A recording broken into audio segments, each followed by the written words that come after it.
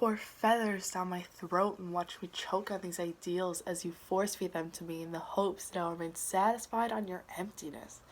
Fill me with air and watch as my newfound weightlessness whisks me away into tomorrow and the next day and the day after that, tie weights to my wrists to prevent me from succumbing to desire only to fill that void with lust and regret as my stomach howls relentlessly like a lone wolf just searching for his lost friend. Hear my chest rattle as my breath bangs around inside, anxious to escape from this jail that my ribcage has created. Watch my skin fade to blue just as the sun dips below the horizon every night, and the air expresses its loneliness with a chill that buries itself deep inside my bones for their harsh white winter.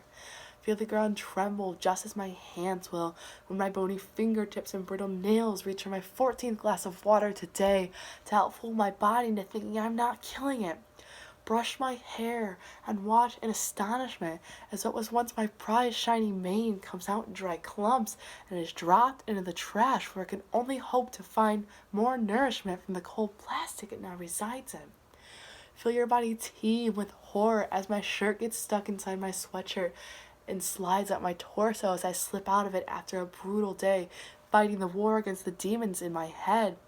I can see you combing through what you should say as you count my impossibly defined ribs and admire the way my collarbones connect and the distaste that rolls off your tongue as I refuse yet another indulgence.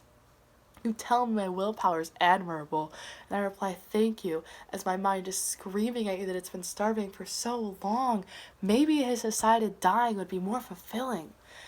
As the days on the calendar progress and the leaves brown and die as they plunge from the bones of the trees they once clutched for dear life, my body will slowly wither away as my organs fall one by one, just as the leaves did. Your breath catches in your throat before it has a chance to formulate a scream as you get a call at 3 in the morning from my sobbing mother telling me that my heart was so tired it decided it needed a rest, taking me with it. And you sit there staring at your white walls, wondering why you didn't try harder to get me to eat that cracker on the 12th of January, or go to my little brother's birthday party last August where we surely would have eaten the cake that everybody said was incredible. Instead, I sat in my bathroom with my lethal fingers so far down my throat, I left teeth marks in my knuckles trying to cleanse myself of the banana I ate 2 days earlier.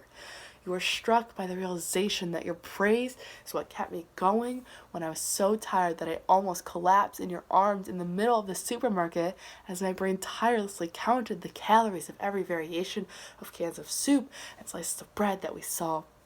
What you don't know is that my death was a welcome reprieve from the torture that I was putting myself through day in and day out. My chemical predisposition proved that my illness was inevitable, and that although my monsters were at one time disguised from sight, they were never going to leave me alone until they were able to drag my skeleton back to join the ones I had once buried in my closet.